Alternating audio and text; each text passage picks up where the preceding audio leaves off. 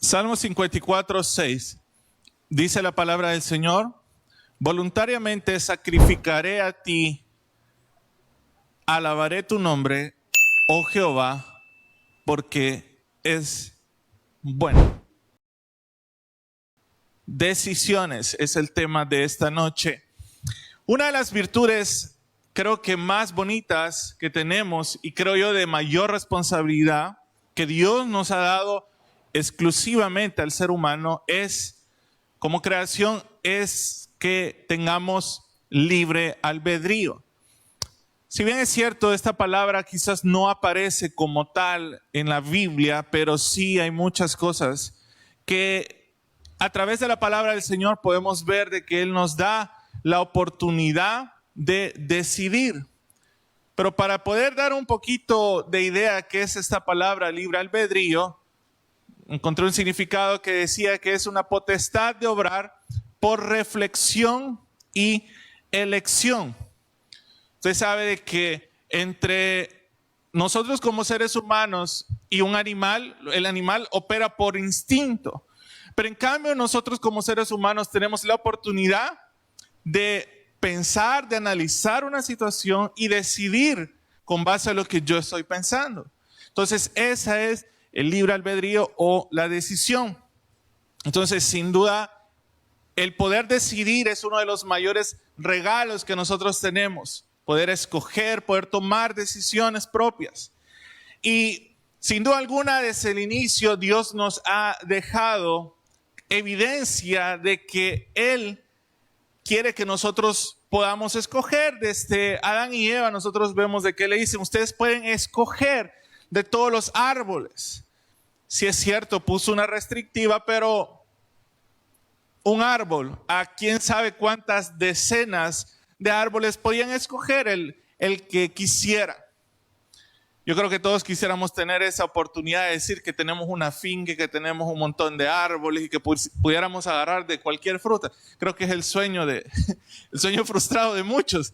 Pero Adán y Eva lo tenía. En el Antiguo Testamento vemos de que Dios también con su pueblo les permitía que tuvieran la decisión de seguirlo a Él o seguir a otros dioses. Obviamente mirábamos consecuencias cuando hacían una cosa o la otra. En el Nuevo Testamento y ahora nosotros también, Dios tiene esa peculiaridad de ser un caballero, de no traer a sus pies o a que nos rindamos por obligación, sino que Él nos permite a nosotros escoger. Nosotros decidimos si vamos al cielo o al infierno. No es una decisión que tome Dios. La tomamos nosotros cuando decidimos creer en Él, en su Hijo Jesús, o no creer. Y es así en tantas cosas. Nosotros en la vida podemos tomar decisiones en dónde estudiar, en dónde trabajar, qué comer, qué vestir, dónde vivir, si venir hoy a la iglesia o no venir, si venir el domingo, etc. Estamos llenos de decisiones constantemente. Y hoy quiero hablar acerca de esto y por qué es importante que nosotros entendamos qué es lo que la palabra del Señor nos dice acerca de tomar decisiones. Para eso vamos a abordar el libro de Hechos. En el libro de Hechos nosotros podemos ver de que Hechos de los Apóstoles, o como otros le llaman, Hechos del Espíritu Santo, viene a ser una continuación de lo que fue escrito en los primeros 4 evangelios: Mateo, Marcos, Lucas y Juan. Y vemos las descripciones del nacimiento de Jesús, la vida que tuvo, los milagros que hizo, a cuántas personas sanó. Vemos claramente en los evangelios su muerte, su resurrección. Ya en el libro de los Hechos nosotros vemos otro enfoque, porque ya el protagonismo, por decirlo así, ya no es Jesús, sino que después de resucitado, vemos de que se encuentra con los discípulos por 40 días, termina a darles algunas que otras instrucciones a sus discípulos, luego parte al cielo y en la nube pues desaparece y le dice a los discípulos de que esperen la promesa que les había sido entregada. Y a todo esto los discípulos pues estaban con esa incertidumbre, una incertidumbre que vamos a encontrar ahorita en Hechos capítulo 1, versículo 21.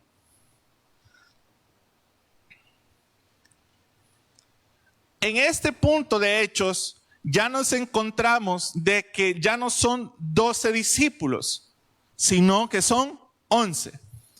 Hechos 1:21.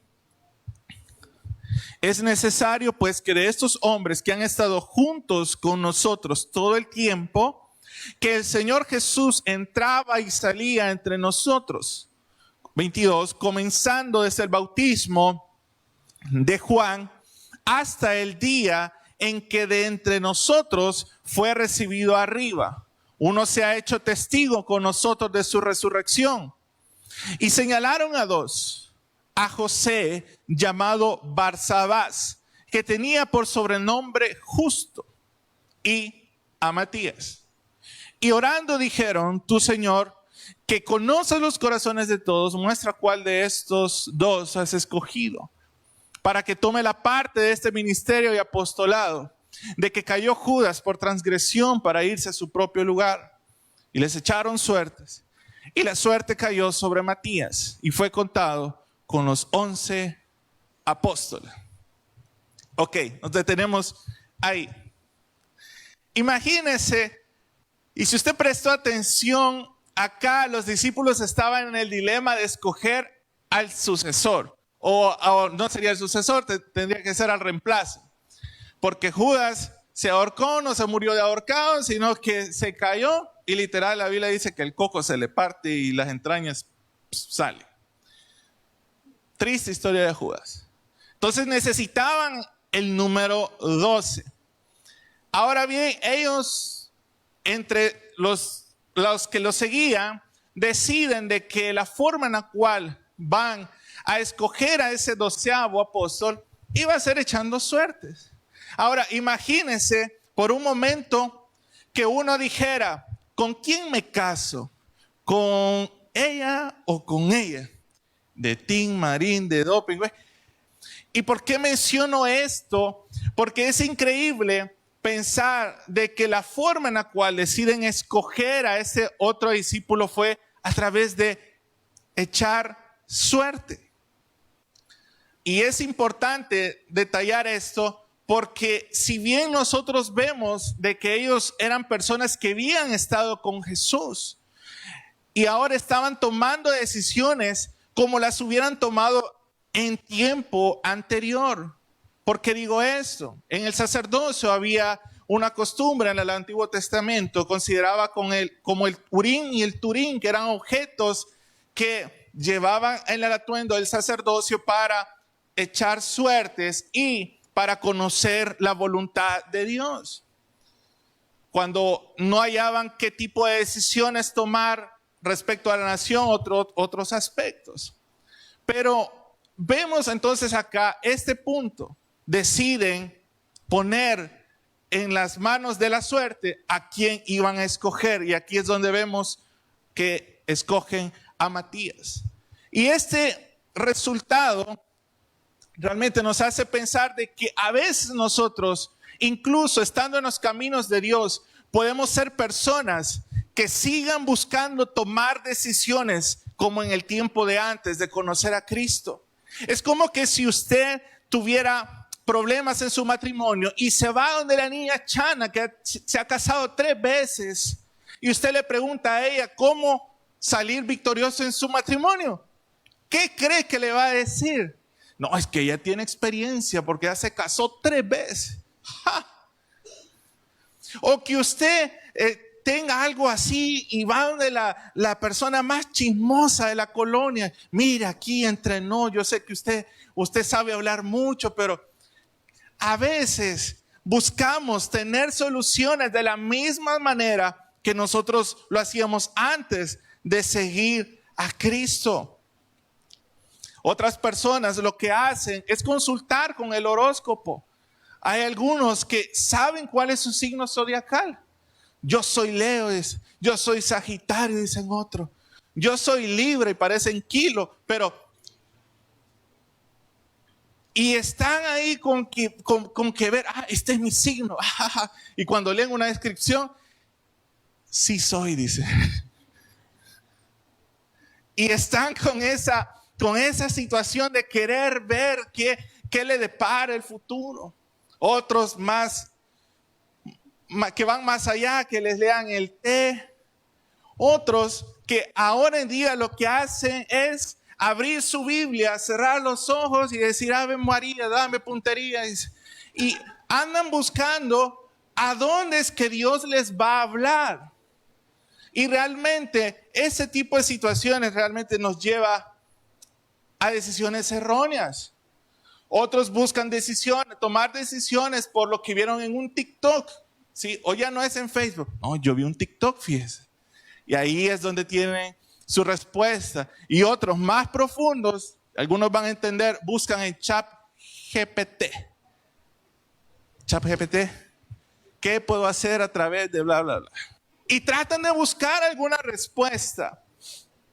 Entonces, pensando esto, debemos darnos cuenta que debemos desarraigarnos de tomar las decisiones como lo hacíamos antes y empezar a buscar tomar decisiones a la manera de Dios. Porque es importante esto. Porque si usted ve en el libro de Hechos, en el capítulo 1 es en el único capítulo donde se menciona a Matías. De ahí en adelante no se vuelve a mencionar a Matías. Algunos incluso llegan a considerar de que si probablemente los apóstoles hubieran esperado un poquito a tomar la decisión, hasta hubieran considerado al apóstol Pablo como el sucesor o el que iba a anteceder a Judas. No es algo que podemos aseverar, eso es algo nada más que lo tienen como un comentario, porque no vemos que producto de esta decisión hubiera relevancia sobre la vida de Matías. Sin embargo, más adelante, nosotros vemos de que hay un cambio radical en el tipo de decisión que toman los discípulos.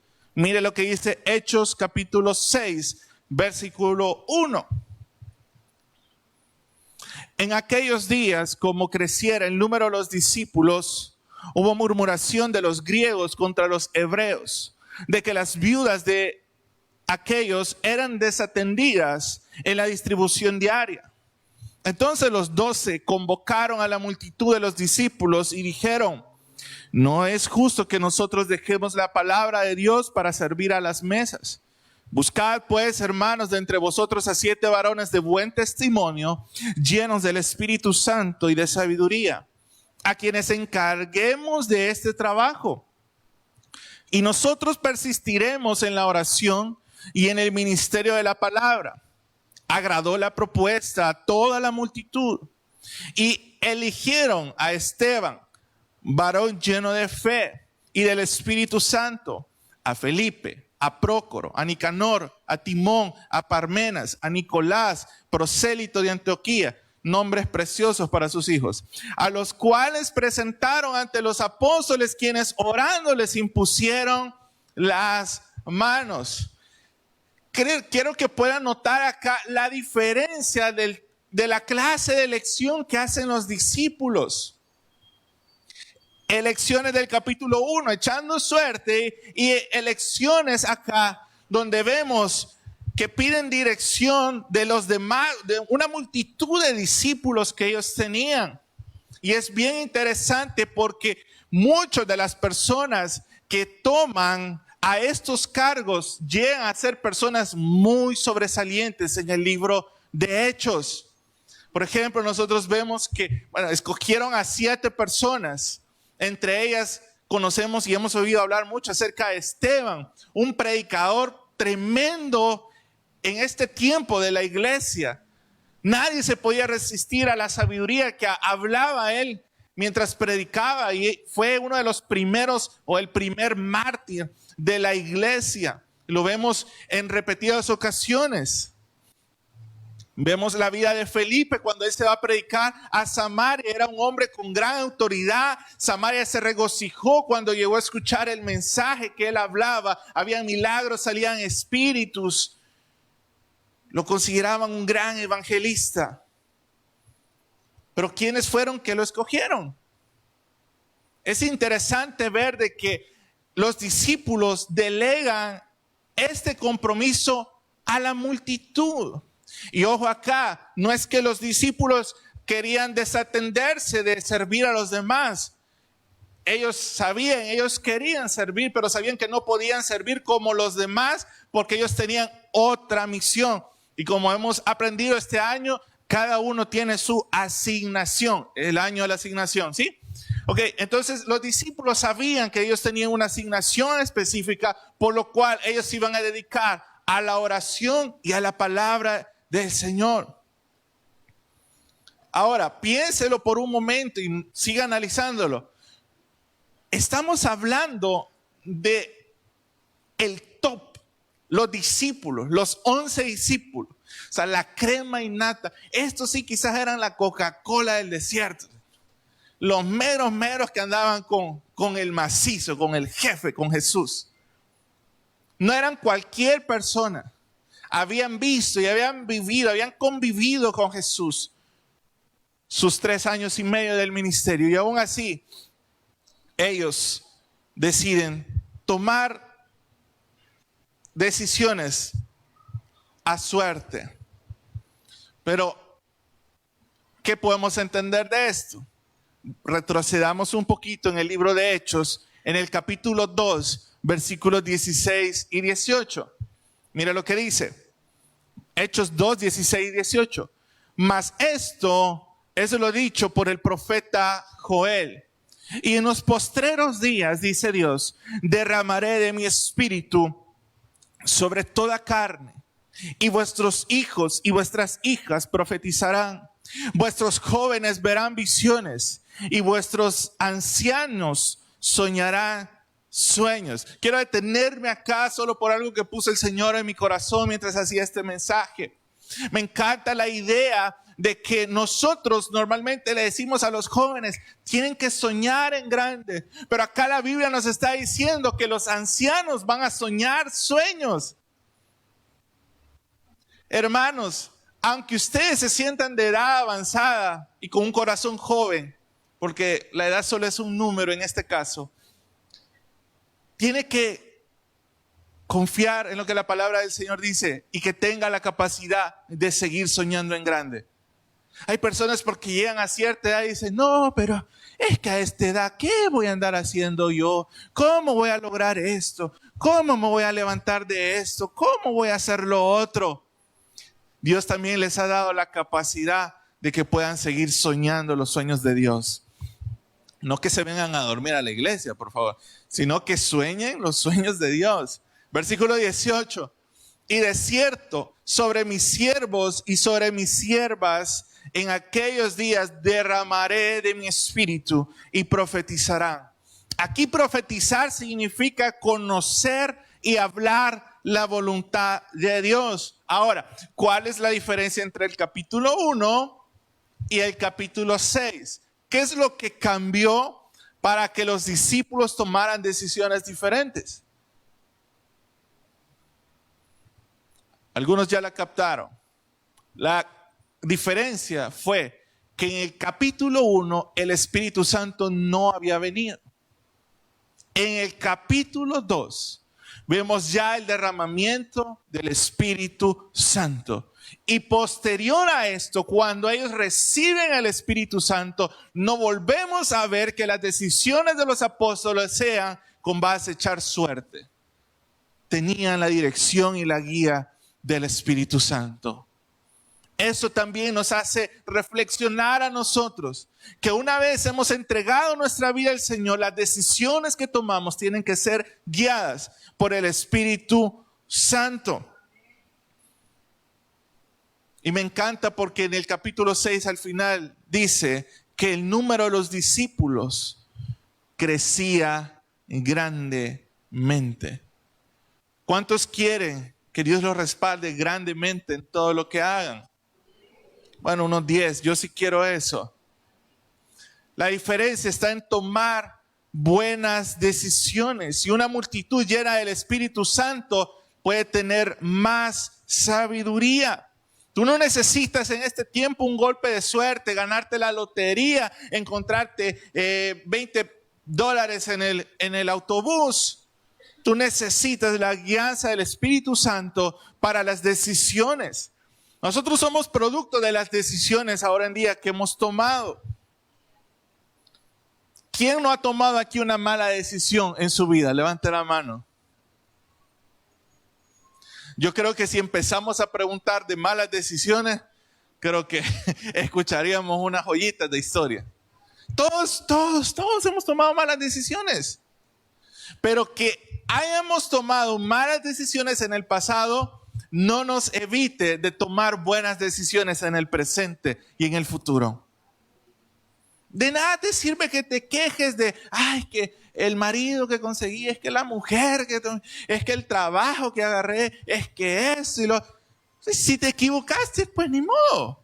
No hay cosas que puedas hacer al respecto, pero ahora lo que puedes hacer es sí tomar buenas decisiones en este tiempo, porque esas buenas decisiones pueden traer mejores resultados y mejores tiempos. Ser transformados por la palabra no significa solo creer en Dios, sino vivir conforme a su voluntad. Esto no es fácil, hermanos. Escúchame con atención lo siguiente. Estar con sobrepeso es difícil. Estar en forma físicamente es difícil, pero tú puedes escoger tu difícil. Estar endeudado es difícil. Ser ordenado financieramente también es difícil. Tú puedes escoger tu difícil. Trabajar de sol a sol hasta tus 65 años es difícil. Emprender tu negocio también es difícil. Tú puedes escoger tu difícil. Una vida sin Dios es difícil, pero una vida dedicada a Dios también es difícil. Tú escoges tu difícil. Y en la vida nosotros vamos a estar llenos de oportunidades y de decisiones que tenemos que tomar. La vida no es fácil.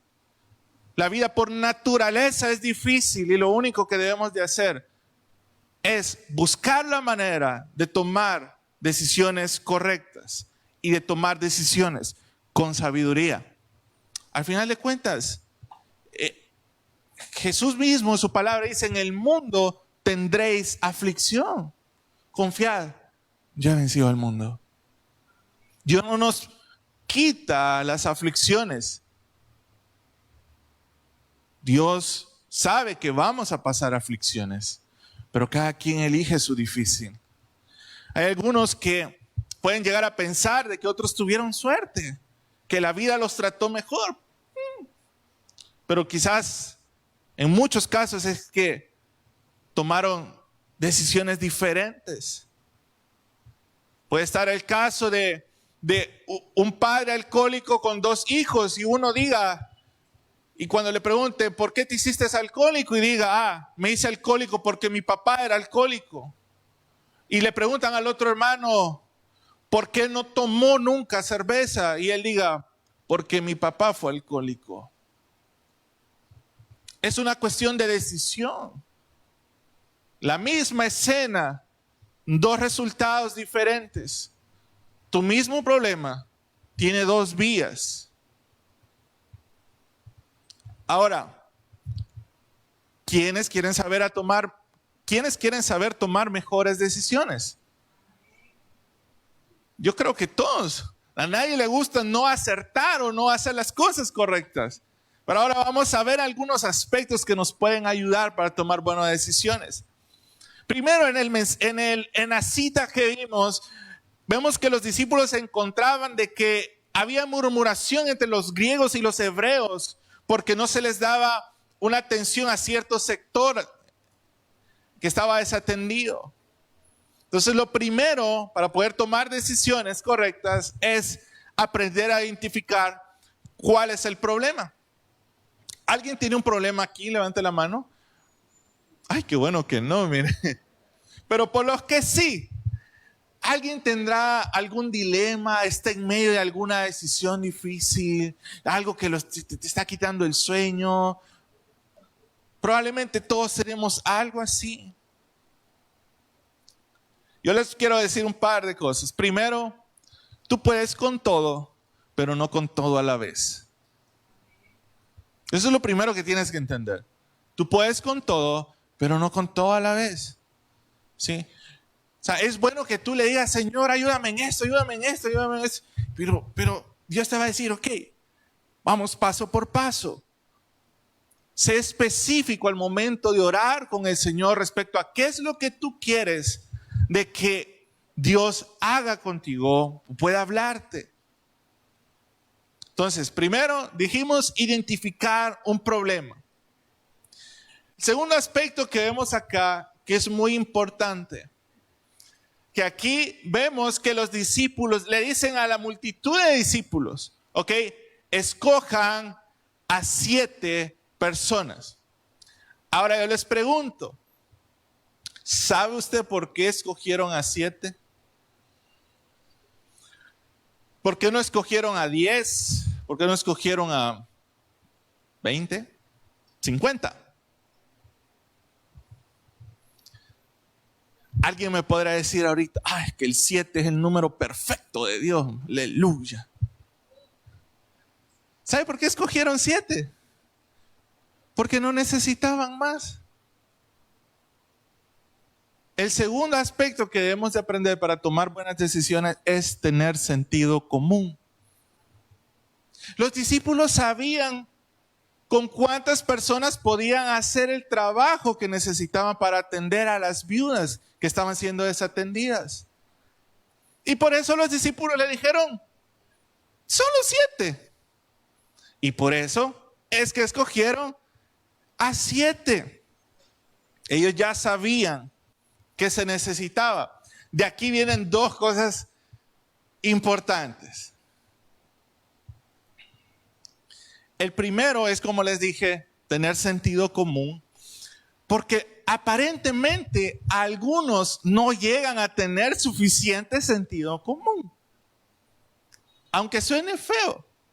Es como que de repente yo tenga un viaje en mi vehículo y sé que voy a un viaje largo. Me tiró la reserva de gasolina. Y yo digo, no, pues llego con eso. Y me voy y en medio camino se me quedó el carro. Y algunos van a llegar a decir, diablo chuco, no me permitió el diablo llegar hasta donde tenía que ir. ¿Usted cree que es culpa del diablo? No, es culpa suya que no llenó el tanque de gasolina para poder llegar a un lugar. Sentido común. ¿Sí?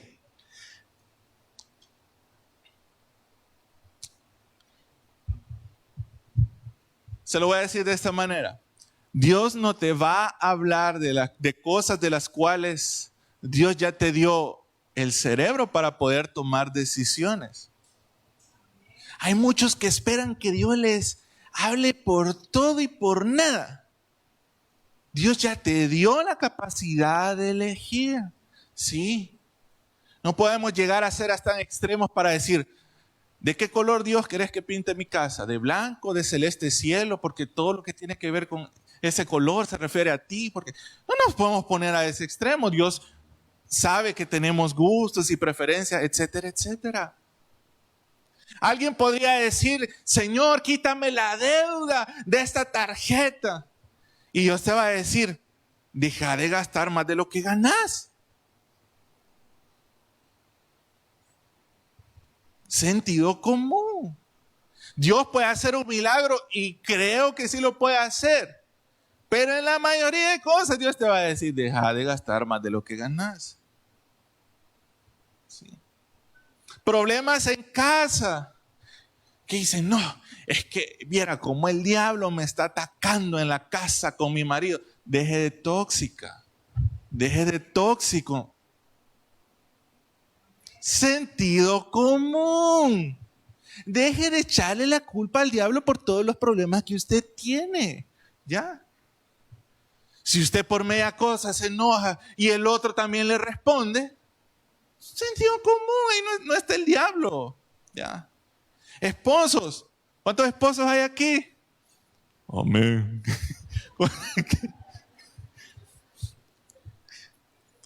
Miren, ¿hace cuánto usted no le dice, mira amor, quiero que vayamos a comer, ¿verdad? Y vamos primero a que anda, bañate, y te vamos a que te hagan algo en el cabello, a que te hagan algo en las uñas, y después en eso usted se pone chulo también y se va a comer con ella. ¿Hace cuánto no hace eso con su esposa? ¿Hace cuánto, esposas, ustedes no prestan atención de los problemas que tiene su esposo? Usted dice, ay, es que siempre se queja de lo mismo. Sí, pero ¿realmente usted conoce el corazón de su esposo? ¿Está atento a lo que él tiene necesidad? Pero le echamos la culpa al diablo. Sí. Mire, también en otro caso pasa. Ni yo porque he sido hijo de pastor y eso no tiene nada que ver, pero me pasó en más de alguna ocasión que yo llegaba a la universidad, había tenido un fin de semana full en la iglesia, viernes, sábado y domingo, tenía parcial el lunes. Y yo le decía, Señor, dame sabiduría para que me recuerde todo lo que no estudié. Mire, por más que yo le pedí sabiduría a Dios, no me acordé de nada porque no había estudiado nada. Entonces yo no le puedo decir al Señor, Señor, que lo que está aquí se me pase aquí, revélame ahora el examen. Nunca me funcionó. Peor salía, ¿no? Peor salía. ¿Qué necesitamos? Sentido común. Mire, por eso es que hay gente sin el Espíritu de Dios que prospera más, porque tiene más sentido común. Así de simple. Por eso ven no creyentes que prosperan más porque tienen más sentido común. La segunda parte del sentido común es la otra rama, es que muchas veces buscamos dejarle la responsabilidad a Dios para aliviar la carga de cualquier posible resultado negativo que tengamos. En otras palabras, para que usted me entienda esto, Señor, que sea tu voluntad. O oramos, Señor, guíame para hacer tu voluntad. ¿Qué es lo que tú quieres que haga? Y como no salió bueno Dios, yo oré. Ahí sí salió esto. No es mi culpa, yo sí oré. Y muchos tratan de lavarse las manos en una espiritualidad, echándole la culpa a Dios por decisiones que usted tomó. No podemos minimizar los resultados poniendo a Dios como el que por él fue que eso sucedió. Sí, a veces queremos sonar tan espirituales en ciertas cosas cuando lo único que estamos haciendo es ponerle la responsabilidad a Dios. Y Dios no ha tenido nada que ver en eso. ¿Sí? Entonces, tercer aspecto que nosotros necesitamos para tomar mejores decisiones es la confianza en Dios. Usted tiene que confiar en que Dios le va a hablar. Dios le ama y el amor verdadero presta atención. ¿Sí? Vuelvo a repetirlo. El amor verdadero presta atención. ¿Quiere que le diga algo espiritual? ¿Usted quiere escuchar más a Dios? Aprende a escuchar a su cónyuge. Aprenda a escuchar a sus hijos. Aprenda a ver la necesidad de su vecino, del que anda en la calle, de su compañero de trabajo. Porque muchas personas llegan a considerar de que Dios les habla, pero no son capaces de escuchar a la gente que ve y a la gente con la que vive. No me diga que Dios le revela que Dios tiene sueños, si usted no puede escuchar a la gente que tiene cerca suyo. Usted quiere que Dios le hable, empiece a escuchar a las personas que lo rodean. La palabra del Señor dice que Dios sabe de qué cosas tenemos necesidad antes que nosotros la pidamos. ¿Cuándo Dios va a responder? No sé, pero no debemos de perder la esperanza porque tenemos un Dios que además de ser Dios es nuestro Padre. Y además de ser nuestro Padre, Él nos ama y quiere lo mejor para nosotros como sus hijos. El otro aspecto que debemos de considerar para tomar buenas decisiones es tener parámetros establecidos. Los discípulos dijeron, tráiganme 7 hombres llenos dice, 7 hombres de buen testimonio, llenos del Espíritu Santo y sabiduría. Esos eran los requisitos que pidieron los discípulos. Ellos tenían un parámetro. Y hay algunas personas que viven haciendo cosas que saben de que desagradan a Dios, pero pues mientras el pastor no los vea, mientras el líder no los oiga o nadie más se entere, igual como no he recibido una reprensión por parte de Dios hacia algo que estoy haciendo que está malo, que sé que está malo, como no tengo consecuencias de eso, pues no hay problema, puedo seguir haciéndolo. Tenga cuidado con eso, porque entre cualquier decisión, pregúntese, ¿qué dice la Biblia? ¿Será que delante de Dios y lo que la palabra del Señor dice es correcto? Porque Dios no va a contradecir su palabra. Por eso es que necesitamos aprender a saber leer qué es lo que dice la palabra del Señor. Por ejemplo, para escoger esposa, Dios no va a escoger una esposa por ti. La única vez que Dios le escogió esposa, se quejó. Adán le dice, la mujer que me diste, le dice. Fue la única vez que Dios lo hizo y Dios dijo, quizás ya no le vuelvo a poner esposa a nadie. Entonces se quejan, el primero se quejó.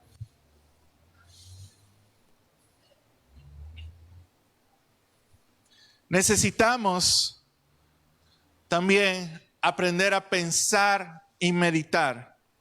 Miren, no podemos estar tomando decisiones. Lo peor que podemos hacer es tomar decisiones cuando estamos muy contentos o cuando estamos muy enojados. Si usted se encuentra en medio del éxtasis de cualquiera de estos dos sentimientos, cierre y lárguese hasta que usted ya se haya calmado. Porque tomar decisiones con un éxtasis emocional puede ser peligroso, ¿sí? Porque nos puede llegar a nos puede hacer que nosotros tomemos decisiones arrebatadas.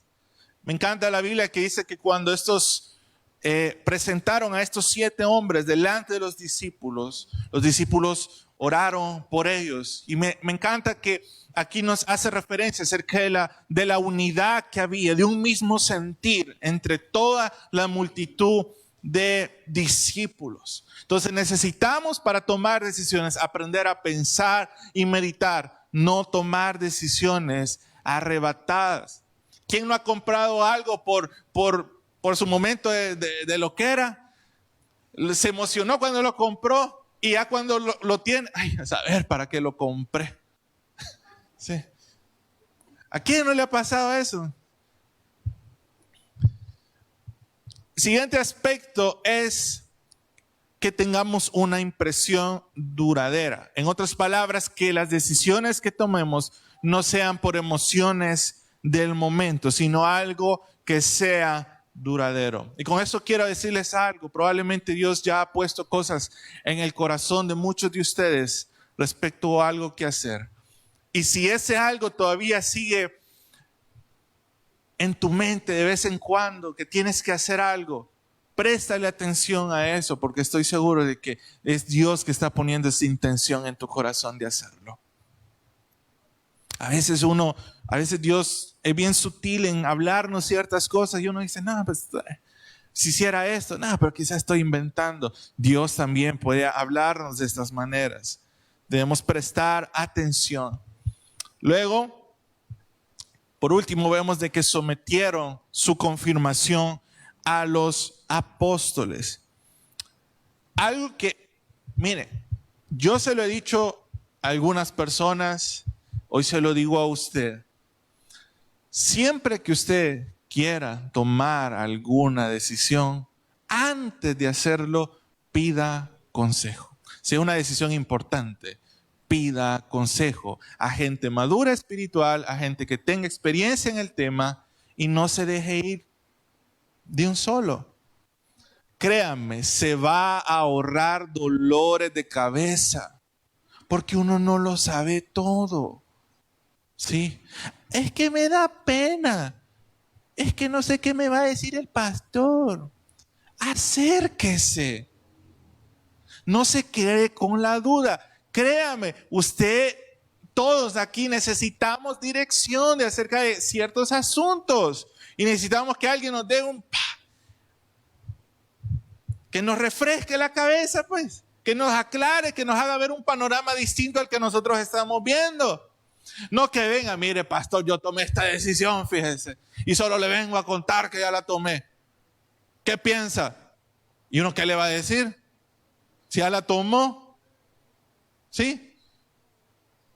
Y ahí se van enojados. No, que este pastor no me dijo nada. Pues ya tomó la decisión. Ya. Seamos sabios en buscar personas de verdad maduras en la fe, que nos puedan ayudar y guiarnos en las decisiones. Para eso están los pastores, para eso están tus padres. Es bueno que escuches a tus padres, están tus líderes o personas de confianza que te digo que puedan guiarte a algo mejor. Por último, necesitamos empezar a tomar decisiones con valentía.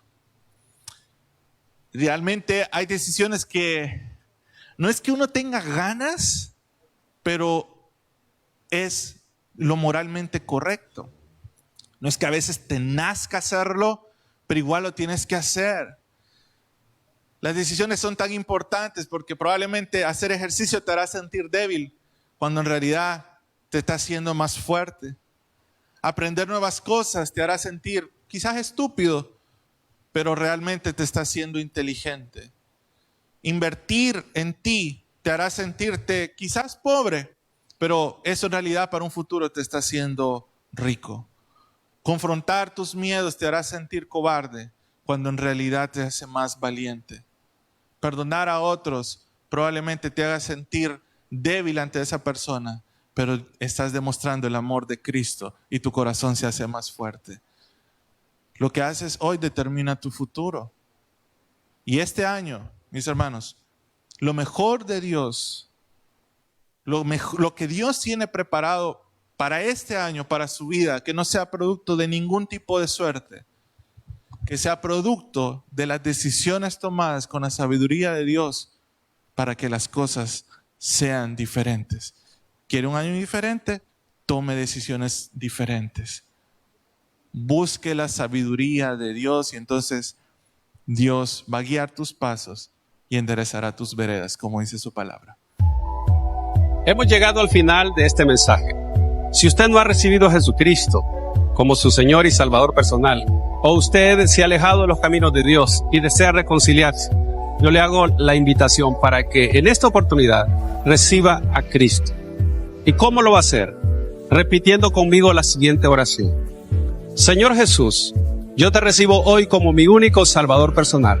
Creo que eres Dios, que moriste en la cruz por mis pecados y que resucitaste al tercer día. Me arrepiento, soy pecador. Perdóname, Señor. Doy gracias al Padre por enviar a su Hijo a morir en mi lugar. Gracias, Jesús, por salvar mi alma hoy. Amén. Si usted ha hecho esta oración, yo le invito para que se congregue en una iglesia donde se predique el Evangelio de Jesucristo. Que usted pueda también leer la palabra de Dios para que tenga mayor conocimiento de Él y pueda orar. Orar es platicar con Dios. Y si no, le invitamos a nuestra iglesia en Tabernáculo de Restauración, acá en Soyapango, con nuestros horarios de día domingo, 8 y 10, y día viernes a las 6 de la tarde. Todos serán bienvenidos. Que Dios les bendiga.